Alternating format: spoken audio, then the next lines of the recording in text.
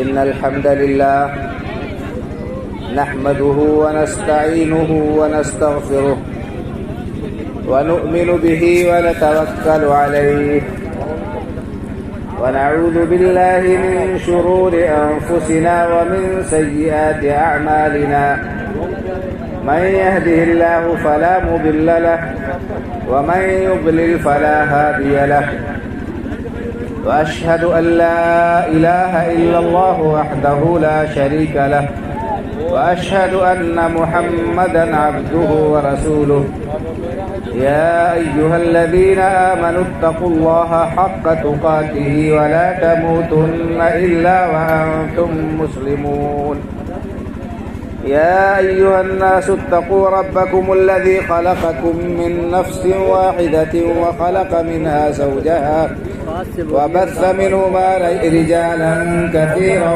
ونساء واتقوا الله الذي تساءلون به والأرحام إن الله كان عليكم رقيبا يا أيها الذين آمنوا اتقوا الله وقولوا قولا سديدا يصلح لكم أعمالكم ويغفر لكم ذنوبكم ومن يطع الله ورسوله فقد فاز فوزا عظيما أما بعد فإن خير الحديث كتاب الله وخير الهدي هدي محمد صلى الله عليه وسلم وشر الأمور محدثاتها وكل محدثة بدعة وكل بدعة ضلالة وكل ضلالة في النار رب اشرح لي صدري ويسر لي أمري واحلل عقدة من لساني يفقه قولي سبحانك لا علم لنا إلا ما علمتنا إنك أنت العليم الحكيم. قابل صدر احترام صدر اجلاس اسٹیج پر تشریف فرما معزز علماء کرام، جملہ حاضرین و سامعین، پردہ نشین ماؤں اور بہنوں، اللہ رب العالمین کا بے حد احسان ہے، اس کا بڑا فضل و کرم ہے کہ اس نے ہمیں اپنے دین کی کچھ باتیں سننے اور سیکھنے کے لیے یہاں اکٹھا ہونے کا یہ ذریعہ موقع نصیب فرمایا. اللہ رب العالمین سے میری دعا ہے کہ اللہ تعالی ہماری اس حاضری کو قبول فرمائے اور یہاں سے ہمیں کچھ سیکھنے اور اپنی اصلاح کا جذبہ ہمارے دلوں میں پیدا کرے.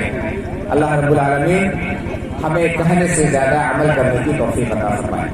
آمین. معزز حاضرین،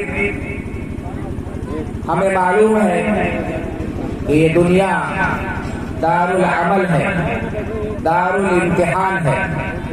یہاں ہم بھیجے گئے ہیں تاکہ ہم یہاں بہتر سے بہتر اور اچھا سے اچھا عمل کریں تاکہ اللہ رب العالمین ہم سے راضی ہو جائے اور ہم اس کی رحمتوں، اس کے فضل و کرم کے مستحق ہو سکیں. قرآن کریم میں اللہ رب العالمین کا ارشاد ہے الذی خلق الموت والحیات لیبلوکم ایکم احسن عملا. اللہ رب العالمین نے موت و حیات کا یہ سلسلہ جو قائم کیا، تمہیں اس دنیا میں بھیجا اور تمہیں مقررہ مدت تک کے لیے بھیجا. اس کے بعد تمہیں موت کے پنجوں کا سامنا کرنا ہوگا.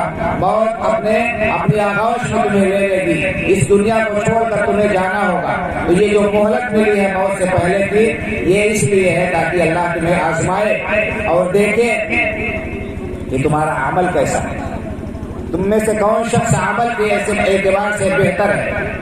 جس کا عمل اچھا ہوگا اسے اللہ رب العالمین نعمتوں سے نوازیں گے. اس پر اللہ رب العالمین کا فضل و کرم ہوگا، اس کی عنایت ہوگی، اس کی مہربانی ہوگی. اور جو اللہ کے احکام سے بغاوت کریں گے، نافرمانی کریں گے، اللہ رب العالمین کے احکام کو توڑیں گے، سرکشی اختیار کریں گے، اللہ رب العالمین نے ان کے لیے سخت ترین عذاب تیار کر رکھا ہے۔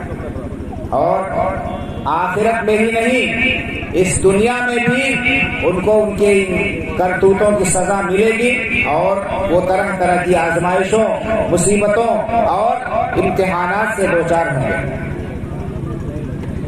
جو لوگ اللہ کے احکام کے مطابق عمل کریں گے، اس کی تعلیمات کے مطابق اپنی زندگی گزاریں گے، آخرت سے پہلے دنیا میں بھی اللہ رب العالمین کی نعمتوں، اس کی نوازشوں، اس کی مہربانیوں کا وہ اس کو پائیں گے، اسے چکھیں گے اور اسے محظوظ و مستفید ہوں گے۔ قرآن کریم میں اللہ رب العالمین نے ارشاد فرمایا، من عمل صالحا من ذکر او انثى وهو مؤمن فلنحيينه حياة طیبة ولنجزینهم اجرهم باحسن ما كانوا يعملون۔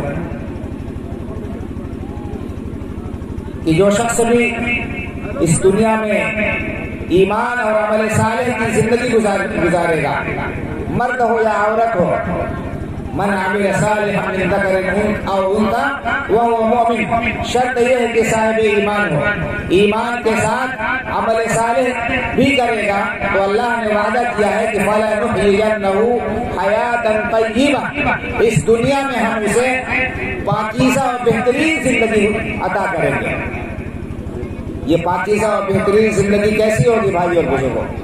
ایسا نہیں کہ اس کی زندگی میں کبھی کوئی پریشانی نہیں آئے گی، ایسا نہیں کہ اسے کبھی تکلیف کا سامنا نہیں کرنا پڑے گا، ایسا نہیں ہوگا کہ اسے بیماریاں نہیں گھیریں گی، اس کے ساتھ آزمائشیں آئیں گی، پریشانیاں ہوں گی، اور تکلیفوں سے دوچار ہوگا وہ، لیکن ان تمام آزمائشوں اور تکلیفوں میں بھی اس کو جو صبر و قرار حاصل ہوگا، اس کو جو سکون حاصل ہوگا، سکون قلب حاصل ہوگا، وہ ایک غیر مومن کو اور جس کا عمل درست نہیں ہے اس کو یہ نعمت حاصل نہیں ہو سکتی ہے۔ تو اس کی زندگی، اس کے اندر اللہ پر ایمان کی وجہ سے اور اللہ رب العالمین کے فیصلے پر راضی رہنے کی وجہ سے اس کے دل کو سکون حاصل ہوگا، اس کو اطمینان قلب نصیب ہوگا۔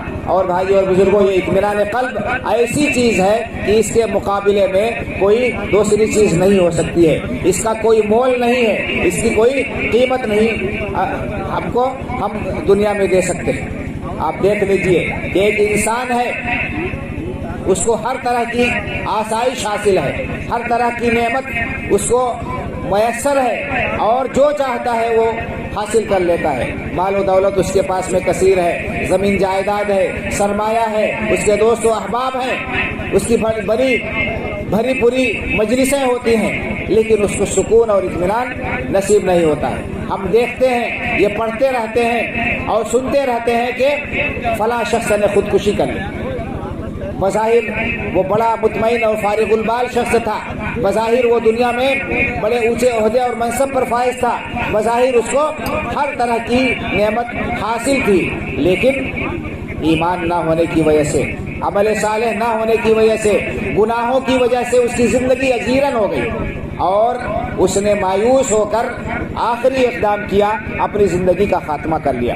تو بھائی اور بزرگوں، ایمان اور عمل صالح اگر انسان کے پاس میں ہے تو اسے سکون و اطمینان نصیب ہوگا، اس کی زندگی پریشانیوں کے باوجود بھی ان وساوس سے، ان خواہ مخواہ کے خیالات سے اور طرح طرح کے اندیشوں سے پاک ہوگی جو ایک ایمان سے محروم شخص کے پاس میں ہوتی ہے۔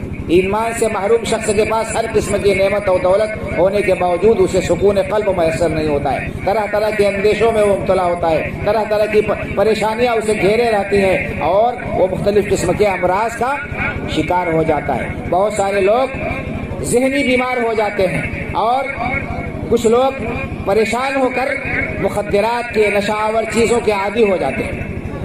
یہ سب ایمان سے محرومی اور گناہوں کے یہ نتائج ہیں بھائی اور بزرگوں۔ آج ہمارے اندر بھی، معاشرے کے اندر بھی بہت سارے خطرناک قسم کے گناہ رائج ہو چکے ہیں اور جڑ پکڑ چکے ہیں۔ ان کے برے اثرات سے ہم بچے نہیں ہیں، ان کے برے اثرات ہم پر ظاہر ہو رہے ہیں اور ہم ان کا خمیازہ بھگت رہے ہیں، لیکن ہمیں ان کا احساس نہیں، ہمیں ان کا احساس نہیں ہے کہ یہ ہمارے گناہوں کا نتیجہ ہے، یہ ہمارے غلط کاریوں کے نتیجے میں یہ پریشانیاں یا آزمائشیں ہم پر آ رہی ہیں۔ بھائی اور بزرگوں، ایک معاشرہ اسی وقت پرسکون ہو سکتا ہے اور ہر شخص اطمینان کے ساتھ رہ سکتا ہے معاشرے کے اندر جب اس میں اللہ رب العالمین کے احکام کا نفاذ ہو رہا ہو، جب اللہ رب العالمین کو خوش کرنے والے کام اس میں کیے جا رہے ہوں، اللہ رب العالمین کی توحید کا وہاں پر پرچم لہرا رہا ہو، بول بالا ہو رہا ہو، اور اس کی لائی ہوئی شریعت، اس کی بھیجی ہوئی شریعت پر لوگ عمل پیرا ہو رہے ہوں گے۔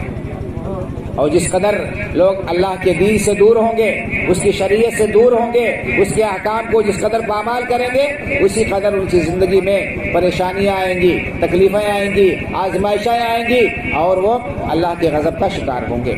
آج کے اس مجلس میں اختصار کے ساتھ چند خطرناک قسم کے گناہوں کا تذکرہ کرنا چاہتا ہوں جو ہمارے معاشرے کے اندر بہت ہی ان کی جڑیں گہری ہو چکی ہیں اور ان سے ہم کو رکنے کی، باز آنے کی، فوری طور پر توبہ کرنے کی ضرورت ہے۔ ان خطرناک بیماریوں اور امراض میں سے جن پر اللہ رب العالمین کے غضب کی وعید سنائی گئی ہے، جن گناہوں کے کرنے پر آخرت سے پہلے دنیا میں پکڑ کی وعید سنائی گئی ہے، ان میں ایک گناہ ہے قطع رحمی، یعنی رشتوں ناتوں کو توڑنا اور کاٹنا۔ یہ بہت ہی خطرناک جرم ہے، یہ بہت ہی خطرناک بیماری ہے جو معاشرے کے اندر بہت ہی گہرائی کے ساتھ پیوست ہے۔ آج ہمارے آپسی تعلقات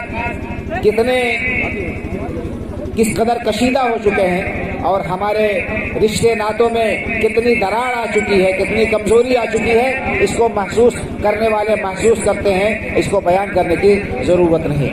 بھائی اور بزرگوں، رشتوں ناتوں کو جوڑنا یہ بہت ہی اہم تاکیدی حکم ہے شریعت میں، اور اس رشتے ناطے کو کاٹنے کی بڑی سخت وعید بیان کی گئی ہے۔ قرآن کریم میں اللہ رب العالمین نے ایسے لوگوں کے سلسلے میں فرمایا کہ فَهَلْ عَسَيْتُمْ إِن تَوَلَّيْتُمْ أَن تُفْسِدُوا فِي الْأَرْضِ وَتُقَطِّعُوا أَرْحَامَكُمْ أُولَٰئِكَ الَّذِينَ لَعَنَهُمُ اللَّهُ فَأَصَمَّهُمْ وَأَعْمَىٰ أَبْصَارَهُمْ۔ اللہ نے فرمایا کہ ایسا تو نہیں کہ اگر تمہیں اس زمین میں ہم قوت بخش دے، اقتدار بخش دے، تمہیں ہم اس زمین میں قوت اور اقتدار بخش دے تو تم سرکشی کرنے لگو اور اللہ کی نافرمانی کرنے لگو، اللہ کے احکام سے بغاوت کرنے لگو۔ وَتُقَطِّعُوا أَرْحَامَكُمْ، زمین میں فتنہ و فساد برپا کرو۔ اللہ رب العالمین نے تمہیں قوت سے، اختیار سے، اقتدار سے نوازا، تو اس کو پا کر تم بجائے اس کے کہ لوگوں سے تعلقات استوار کرو، بجائے اس سے کہ لوگوں کا خیال رکھو، رشتے ناتوں کو جوڑو، تکبر میں مبتلا ہو کر اور اپنی طاقت کے نشے میں سرشار ہو کر رشتوں ناتوں کو توڑنے لگو، زمین کے اندر فتنہ و فساد برپا کرنے لگو۔ اگر ایسا کرو گے تو جان لو اولئک الذین لعنهم اللہ فاصمهم واعمی ابصارهم، یہی وہ لوگ ہیں جن پر اللہ کی لعنت ہے، اللہ کی پھٹکار ہے، اور اللہ رب العالمین نے ان کی نگاہوں پر پردہ ڈال دیا ہے، ان کی بصیرت اللہ رب العالمین نے چھین دی۔ تو اللہ رب العالمین نے لعنت بھیجی ہے ان لوگوں پر جو رشتوں کو کاٹتے ہیں، رشتوں کو توڑتے ہیں اور رشتوں کے اندر تلخیاں پیدا کرتے ہیں۔ حدیث پاک کے اندر بھی اس کے سلسلے میں بڑی تاکید آئی ہے اور رشتوں ناتوں کو کاٹنے اور توڑنے کی بڑی سخت مذمت اور وعید بیان کی گئی۔ آج ہم اپنے معاشرے پر نظر ڈال لیں، دیکھ لیں، اپنی رشتہ داریوں کو ٹٹول لیں کہ ہمارا معاملہ کیا ہے، کیا ہمارے رشتہ دار ہم سے خوش ہیں، کیا ہم اپنے رشتے ناتوں کے حقوق کا خیال رکھتے ہیں، کیا ان کی ادائیگی کا اہتمام کرتے ہیں؟ اگر ایسا ہم نہیں کرتے ہیں تو اللہ رب العالمین سے ہمیں ڈرنا چاہیے، اللہ رب العالمین کی پکڑ سے، اس کے غضب سے ہمیں ڈرنا چاہیے اور بچنا چاہیے، اور جلد سے جلد اپنے رشتہ داروں کے ساتھ معاملات کو استوار کر لینا چاہیے، درست کر لینا چاہیے، اور ان سے ان کے جو حقوق ہیں ان کو ادا کرنے کی کوشش کرنا چاہیے۔ تو ایک بہت ہی خطرناک بیماری جس کی وجہ سے انسان کی آخرت بھی تباہ ہو سکتی ہے، اور اس سے پہلے دنیا میں اس رشتے ناتوں کو توڑنے کی وجہ سے آپسی جو کشیدگی ہوتی ہے، تلخی ہوتی ہے، دلوں کے اندر جو دوری ہوتی ہے، اس کی وجہ سے امن و امان ختم ہو جاتا ہے، اس کی وجہ سے سکون اور چین ختم ہو جاتا ہے، ندارت ہو جاتا ہے۔ اس بیماری سے ہمیں بچنا لازمی اور ضروری ہے، اس بیماری سے احتراز کرنا ہمارے لیے لازمی اور ضروری ہے۔ اسی طرح سے وہ گناہ جن کی بڑی سخت سزا اور وعید قرآن کریم میں اور احادیث مبارکہ میں بیان کی گئی ہے، وہ ایک گناہ ہے کسی کے اوپر جھوٹا الزام لگانا، تہمت تراشی کرنا، خاص طور سے کسی کی عزت و آبرو پر بٹا لگانا۔ یہ انتہائی قبیح جرم ہے، یہ انتہائی قبیح جرم ہے، اور اس پر بھی بڑی سخت وعید اللہ رب العالمین نے بیان فرمائی ہے۔ اللہ رب العالمین کا ارشاد ہے قرآن کریم میں، ان الذين يرمون المحصنات الغافلات المؤمنات لعنوا في الدنيا والآخرة ولهم عذاب أليم۔ جو لوگ پاک دامن، پاک باز، مومنہ اور گناہوں سے غافل رہنے والی خواتین پر یا نفوس پر جھوٹا الزام لگاتے ہیں، ان کے اوپر بدکاری کی تہمت لگاتے ہیں، ان کی عزت کو داغدار کرتے ہیں، ان کی عزت پر بٹا لگاتے ہیں، ان کے لیے، ان پر اللہ رب العالمین نے دنیا اور آخرت میں لعنت بھیجی ہے۔ اللہ کی لعنت کے مستحق ہیں وہ لوگ، ان کے لیے دردناک عذاب ہے، اور ان کے لیے دردناک عذاب ہے۔ آج ہم دیکھ لیں کہ ہمارا معاملہ کیا ہے۔ ہم جب بیٹھتے ہیں ہماری مجلسوں میں ہماری گفتگو کیسی ہوتی ہے؟ عام طور پر ہم جب بیٹھتے ہیں کہیں پر گفتگو کرتے ہیں تو کسی کی عزت و آبرو پر ضرور حرف گیری ہوتی ہے، کسی نہ کسی کے سلسلے میں کوئی نہ کوئی نازیبا گفتگو، کوئی نہ کوئی تبصرہ ضرور ہوتا ہے۔ تو بھائی اور بزرگوں، کسی مسلمان کی عزت، کسی انسان کی عزت بہت ہی عظیم چیز ہے، اور اس کی عزت پر بٹا لگانا، اس کی عزت کو پامال کرنا، اس کے اوپر جھوٹا الزام لگانا انتہائی بدترین جرم ہے، اور اس کی بڑی سخت سزا رکھی گئی ہے۔ اگر کوئی شخص کسی کے اوپر بدکاری کی تہمت لگاتا ہے اور حرام کاری کا الزام لگاتا ہے تو اس کے لیے ضروری ہے کہ وہ 4 گواہ پیش کرے۔ اگر نہیں پیش کر سکتا تو قرآن میں حد رکھی گئی ہے اس جرم کی کہ ایسے شخص کو 80 کوڑے مارے جائیں۔ یہ قرآن کے اندر کسی کے اوپر جھوٹا الزام لگانے کی حد رکھی گئی ہے کہ جو لوگ کسی کے اوپر بدکاری کی تہمت لگاتے ہیں، کسی کی عزت کو داغدار کرتے ہیں، پامال کرتے ہیں، وہ 4 گواہ پیش کریں۔ اگر نہیں پیش کرے تو ان کے لیے 80 کوڑے ہیں، ان کو 80 کوڑے مارے جائیں گے، اور ان کی شہادت کبھی قبول نہیں کی جائے گی۔ یہ فاسق لوگ ہیں۔ اور حدیث میں اللہ کے رسول صلی اللہ علیہ وسلم نے اس کو ان 7 خطرناک گناہوں میں سے شمار کیا ہے جو انسان کو ہلاک اور برباد کرنے والے ہیں۔ آپ کا ارشاد گرامی ہے، اجتنبوا السبع الموبقات، 7 خطرناک ہلاک کرنے والے گناہوں سے بچو، اور ان میں سے ایک گناہ آپ نے فرمایا قذف المحصنات الغافلات المؤمنات، کہ پاک دامن گناہوں سے باز رہنے والی، بری رہنے والی مومنہ عورتوں پر جھوٹی تہمت لگانا۔ تو یہاں پر عورتوں کا تذکرہ اس لیے کیا کیونکہ عورت کے عزت و آبرو پر بٹا لگانا یہ زیادہ خطرناک جرم ہے۔ اس کا مطلب یہ نہیں ہے کہ مردوں کی عزت و آبرو پر بٹا لگانا اور ان کے اوپر حرام کاری کی تہمت لگانا، جھوٹا الزام لگانا یہ جائز ہے، نہیں، یہ بھی انتہائی قبیح جرم ہے۔ لیکن چونکہ عورت کا معاملہ بہت ہی نازک ہوتا ہے، بڑا ہی نازک اور حساس معاملہ ہوتا ہے، اگر کسی کی عزت داغدار ہو گئی پھر وہ کہیں منہ دکھانے لائق نہیں رہے گی، اس کا خاندان، ددیال، ننیال، سسرال سب کا سر جھک جاتا ہے۔ اس لیے خاص طور سے عورتوں کا تذکرہ کیا گیا ہے کہ ان کے سلسلے میں کسی قسم کا جھوٹا الزام لگانا، غلط بیانی کرنا یہ انتہائی ناقابل معافی جرم ہے۔ آج معاشرے کے اندر یہ بیماری بھی بہت ہی حد تک اپنی جڑیں گہری کر چکی ہے اور اپنے پنجے بہت حد تک گاڑ چکی ہے. ہم جیسا کہ میں نے کہا کہ کوئی بھی مجلس ہماری شاذ و نادر اس قسم کے گفتگو سے بچتی ہو, محفوظ رہتی ہو, جس میں کسی کی عزت پر بٹا نہ لگایا جاتا ہو, کسی کی عزت جو ہے داغدار نہ کی جاتی ہو, پامال نہ کی جاتی ہو. تو اگر ہم اللہ کے غضب سے بچنا چاہتے ہیں, دنیا میں ہم اپنی عزت محفوظ رکھنا چاہتے ہیں, اپنی آبرو محفوظ رکھنا چاہتے ہیں, تو ہم دوسروں کی عزت و آبرو کی حفاظت کریں اور اس کو داغدار ہونے سے ہم بچائیں اور محفوظ رکھیں. اسی طرح سے ایک اور بڑی خطرناک بیماری اور جرم جو معاشرے کے اندر راسخ ہو چکا ہے اور بہت زیادہ پایا جاتا ہے, جس پر بڑی سخت وعید سنائی گئی ہے, وہ ہے شراب نوشی. شراب نوشی ایک فیشن بنتی جا رہی ہے اور لوگوں نے اپنے مال و دولت کا مظاہرہ کرنے کے لیے, اپنی مالداری کا مظاہرہ کرنے کے لیے یا اپنا اسٹیٹس بلند کرنے کے لیے شوقیت اس کا استعمال بہت سے لوگوں نے شروع کر دیا ہے. اور یہ بیماری ہماری امت اس ملت اسلامیہ کے اندر خاص طور سے نوجوان طبقے کے اندر بہت زیادہ پھیلتی جا رہی ہے. بھائی اور بزرگوں, یہ شراب نوشی انتہائی خطرناک اور قبیح جرم ہے اور اس پر بھی سزا اور حد رکھی گئی ہے کہ شراب کوئی شخص اگر پیتا ہے تو نشہ اسے ہو جاتی ہے تو اسے بھی کوڑے لگائے جائیں گے اسلامی شریعت کے مطابق. یہاں پر نہیں کوڑے لگائے جا سکتے, لیکن قباحت بتانا مقصود ہے کہ کتنا ناپسندیدہ یہ جرم ہے کہ اس دنیا میں اس پر سزا رکھی گئی ہے. اور اللہ کے رسول صلی اللہ علیہ وسلم نے شراب پینے والے, پلانے والے, بیچنے والے, خریدنے والے, اس کو لے جانے والے, پہنچانے والے سب لوگوں پر لعنت کی. سارے کے سارے لوگوں پر لعنت آپ نے بھیجی ہے. یہ لعنتی کام. لعنت کس کو کہتے ہیں؟ الطرد والابعاد من رحمت اللہ. اللہ رب العالمین کی رحمت سے انسان دور کر دیا جائے, اللہ کی رحمت سے محروم ہو جائے, اللہ رب العالمین کی پھٹکار, اس کے غضب اور اس کے غصے کا انسان شکار ہو جائے. تو ہم ایسا کام کریں جس کی وجہ سے اللہ کی پھٹکار ہم پر برسے, جس کی وجہ سے اللہ رب العالمین کا غضب ہم پر نازل ہو. پھر ہم سوچیں کہ ہماری زندگی سکون سے گزرے گی, ہم آرام سے رہیں گے.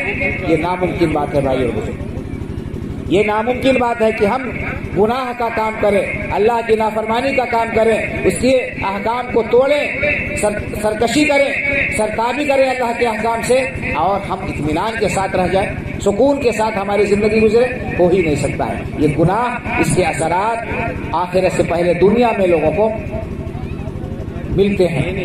فصلیں برباد ہوتی ہیں, پیداوار کم ہو جاتی ہے, آسمان سے بارش رک جاتی ہے, طرح طرح کی آفتیں اور مصیبتیں اور بلائیں نازل ہوتی ہیں. آج ہم رو رہے ہیں آزمائشوں کی وجہ سے کہ ہم پر آزمائشیں آ رہی ہیں, مصیبتیں آ رہی ہیں, پریشانیاں آ رہی ہیں, اور بازار میں مندی ہو گئی ہے, مارکیٹ ڈاؤن ہو رہا ہے, طرح طرح کی شکایتیں ہم کر رہے ہیں. بھائی اور بزرگوں, یہ سب کیا ہے؟ گناہوں کے اثرات ہیں. ان کا معمولی سا یہ اثر محسوس ہوتا ہے, لیکن ہمیں احساس نہیں ہے کہ یہ ہمارے گناہوں کے نتیجے میں. ہمارا دھیان ادھر جاتا ہی نہیں ہے, ہماری توجہ ادھر جاتی ہی نہیں ہے. ہم ہر چیز کو ظاہری اسباب سے جوڑتے ہیں, فلاں وجہ سے ایسا ہو گیا, فلاں وجہ سے ایسا ہو گیا, فلاں وجہ سے ایسا ہو گیا. حالانکہ یہ گناہ ہے انسان کے. ان گناہوں کی وجہ سے اللہ رب العالمین کی رحمتیں ہم سے اٹھ جاتی ہیں, اللہ رب العالمین کا فضل و کرم رک جاتا ہے, اور ہم اس کے غضب کا شکار ہو جاتے ہیں طرح طرح سے. حدیث میں آتا ہے, ایک خاص طور سے زکوٰۃ روکنے کی وعید بیان کی گئی ہے کہ لوگ جب زکوٰۃ ادا نہیں کریں گے منع القطر من السماء, آسمان سے بارش روک لی جائے گی.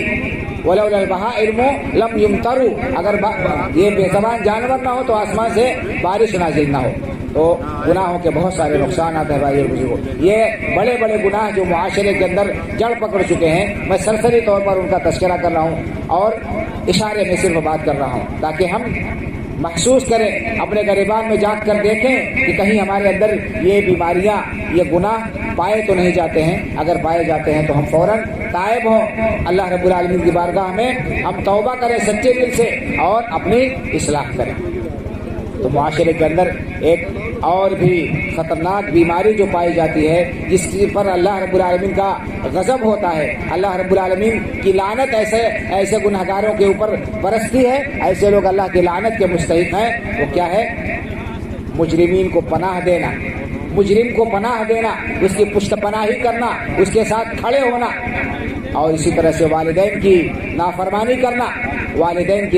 کرنا اور زمین کے جو نشانات ہیں ان نشانات کو بدل دینا، آگے پیچھے کر دینا، یہ بڑے خطرناک جرائم ہیں۔ آج یہ ساری بیماریاں ہمارے اندر پائی جاتی ہیں۔ حضرت علی رضی اللہ تعالیٰ عنہ کہتے ہیں، مسلم شریف کی حدیث ہے کہ اللہ کے رسول صلی اللہ علیہ وسلم نے لعنت بھیجی ان لوگوں پر، یا اللہ رب العالمین کی لعنت ہو، لعن اللہ من آوى محدثا، اللہ رب العالمین کی لعنت ہو اس شخص کے اوپر جو کسی مجرم کو پناہ دیتا۔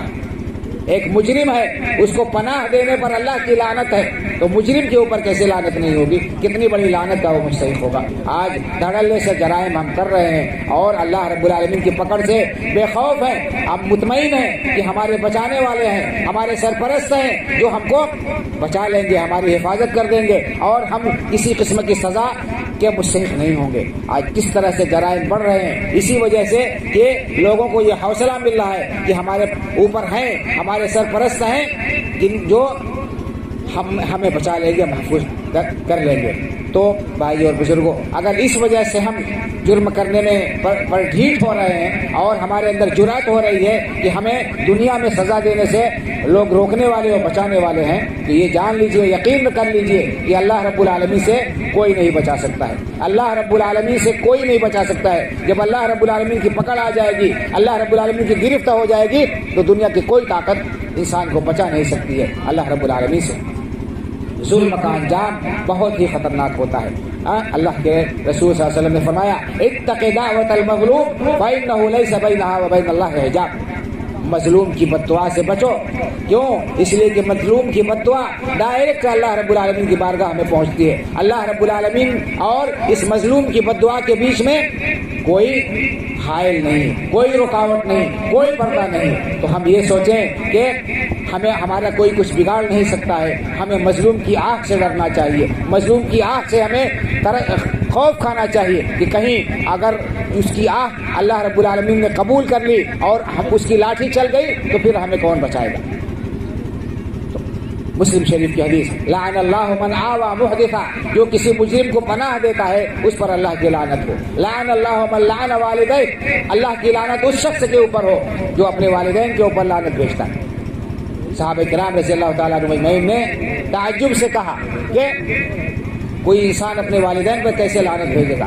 آپ نے فرمایا کہ وہ سبب بنتا ہے لعنت بھیجنے کا۔ کسی کے ماں باپ کو گالی دیتا ہے، کسی کے ماں باپ کو برا بھلا کہتا ہے، کسی کے ماں باپ پر لعن طعن کرتا ہے، تو جواب میں وہ اس کے ماں باپ کو برا بھلا کہتا ہے، گالی دیتا ہے، لعن طعن کرتا ہے، گویا کہ اس نے اپنے ماں باپ پر لعنت بھیجی۔ تو والدین کا کیا مقام و مرتبہ ہے، ان کا کیا درجہ ہے، قرآن کریم میں اللہ رب العالمین نے بیان کیا ہے اور رسول اکرم صلی اللہ علیہ وسلم نے اسے بیان کیا ہے۔ یہ ہر شخص جانتا ہے کہ اللہ رب العالمین کے حق کے بعد قرآن کریم میں اللہ رب العالمین نے اپنے حق کے بعد والدین کا حق بیان کیا ہے۔ ایک جگہ نہیں، کئی جگہوں پر قرآن کریم نے بیان کیا ہے۔ اللہ کے رسول صلی اللہ علیہ وسلم نے والدین کا حق بیان کیا ہے۔ اس کو بیان کرنے کی تفصیل سے نہ ضرورت ہے نہ ہی وقت ہے، میں صرف اشارے کر رہا ہوں کہ یہ سارے گناہ، یہ سارے جرائم ہمارے معاشرے میں کس طرح سے پنپتے جا رہے ہیں، بڑھتے جا رہے ہیں۔ ہمیں ان کی خطرناکی کا احساس نہیں ہے۔ ہم اللہ رب العالمین کی لعنت کے کام کر رہے ہیں، اللہ کی لعنت کو دعوت دے رہے ہیں، پھر سوچ رہے ہیں کہ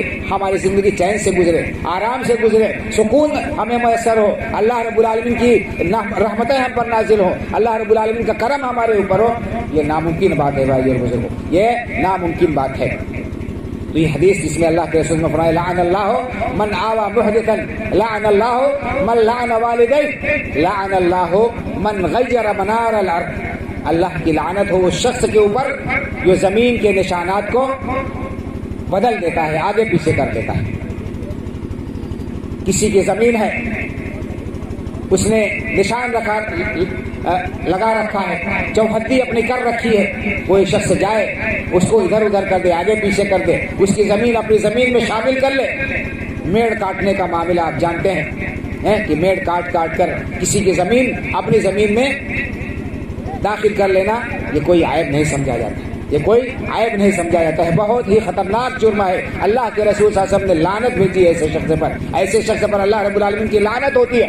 اور جو شخص کسی کی زمین دبا لیتا ہے، ہڑپ لیتا ہے، وہ سمجھتا ہے کہ میں کامیاب ہو گیا، وہ اپنے آپ کو ہلاکت کے گڑھے میں ڈال رہا ہے، اپنے آپ کو وہ تباہی اور بربادی کے گڑھے میں ڈھکیل رہا ہے۔ حدیث پاک میں اللہ کے رسول صلی اللہ علیہ وسلم نے فرمایا کہ جس شخص نے کسی کی ایک بالش کا زمین بھی غصب کر لی، جس نے کسی کی ایک بالش کا زمین بھی غصب کر لی، قیامت کے دن 7 زمین کا طوق بنا کر اس کے گلے میں ڈالا جائے گا۔ کیا کوئی شخص برداشت کر سکتا ہے؟ اتنا بڑا بوجھ اٹھا سکتا ہے؟ تو آج ہم چند روزہ زندگی کے لیے ایسا کچھ کرتے ہیں، کسی کی زمین کو ہڑپنے کی کوشش کرتے ہیں، ناجائز طریقے پر اس پر قابض ہو جاتے ہیں اور خوش ہوتے ہیں، اور ہم اپنی بہادری کا ڈنکا بجاتے ہیں اور اپنی کامیابی پر نازا و فرحہ ہوتے ہیں، شادہ و فرحہ ہوتے ہیں۔ یہ رونے کی بات ہے بھائی اور بزرگوں، ڈرنے کی بات ہے، اس میں خوشی کی کوئی بات نہیں ہے۔ ایک دوسری حدیث میں اللہ کے رسول صلی اللہ علیہ وسلم نے بیان فرمایا ہے، آپ کے پاس 2 آدمی جھگڑا کرنے کے لیے آئے، 2 آدمی اللہ کے رسول صلی اللہ علیہ وسلم کے پاس ایک زمین کے سلسلے میں جھگڑا لے کر آئے۔ ایک شخص بہت چرب زبان تھا، اس کی زبان بہت تیز چلتی تھی۔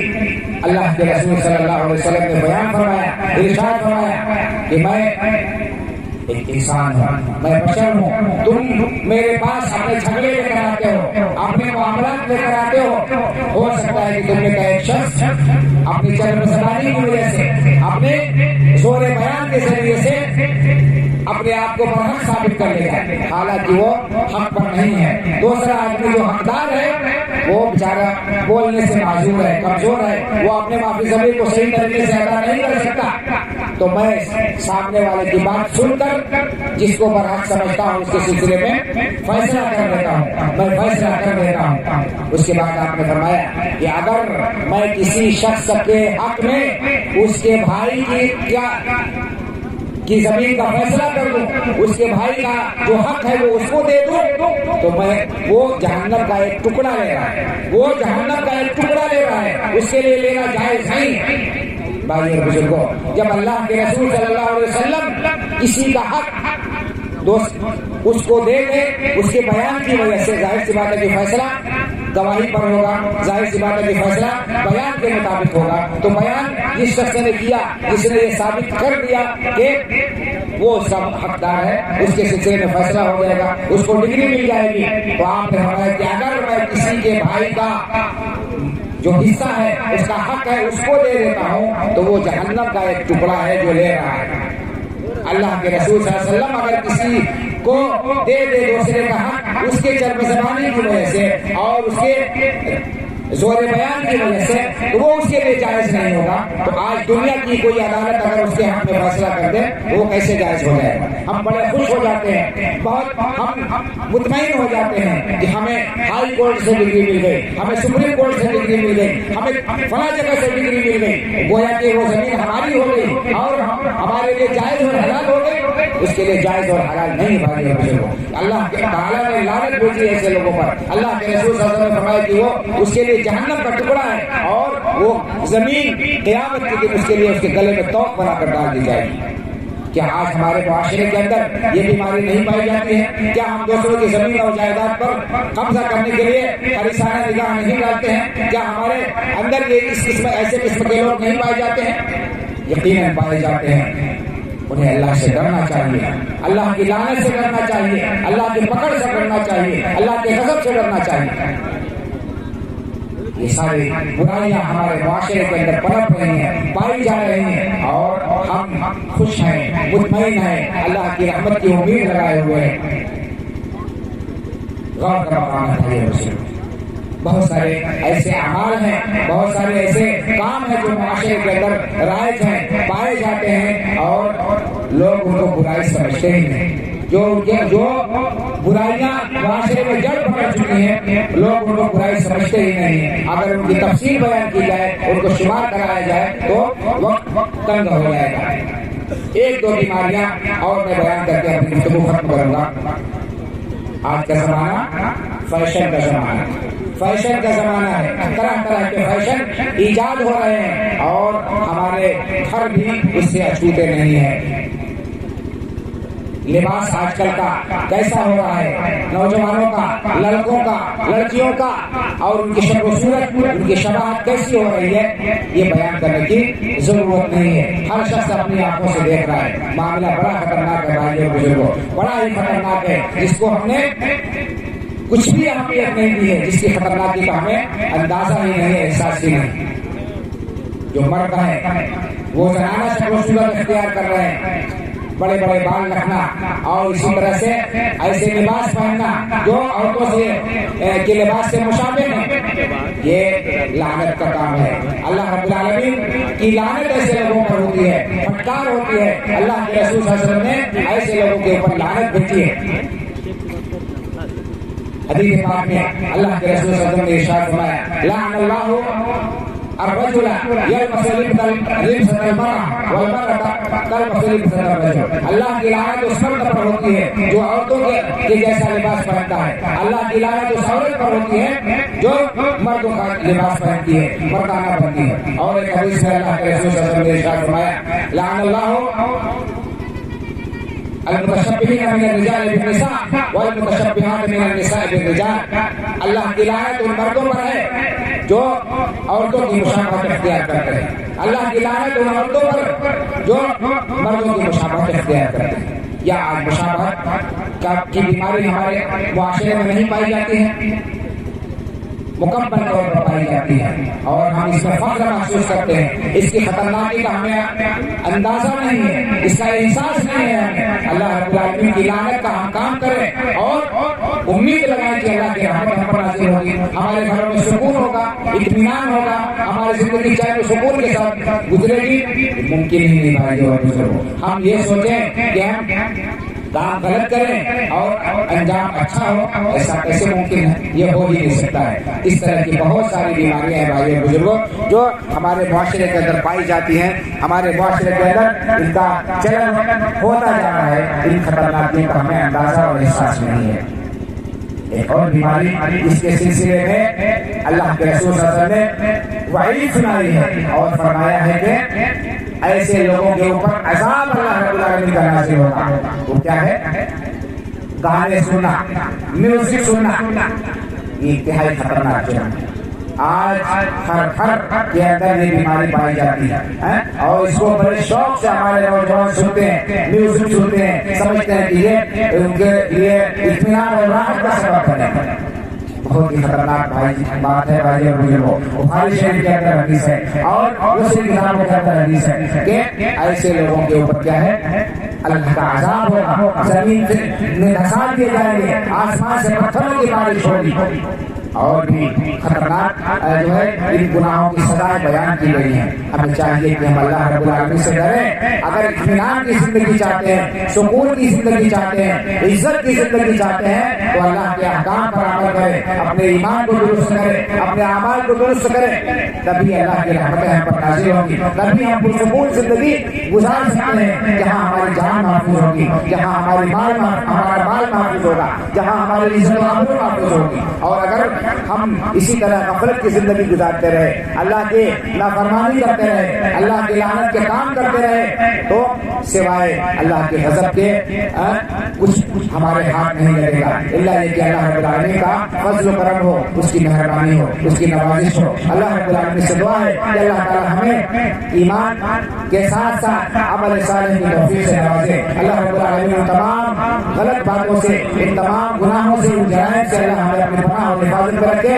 جن کی وجہ سے اللہ کا غضب ہم پر نازل ہو سکتا ہو، جن کاموں سے اللہ رب العالمین کی لعنت اب جن پر ہوتی ہے، جن پر اللہ رب العالمین ہم سے ناراض ہو سکتا ہے۔ جب تک زندہ رکھے اسلام کو زندہ رکھے اللہ تعالیٰ، اور ہمارا خاتمہ ہو ایمان پر ہمارا خاتمہ ہو، اللہ رب العالمین ہمیں اپنے نیک اور صالح بندوں میں شامل فرما کر انہی کے ساتھ ہمارا حشر فرمائے۔ آمین۔ اقول قولی ھذا واستغفر اللہ لي ولكم ولسائر المسلمين فاستغفروه من كل ذنب انه هو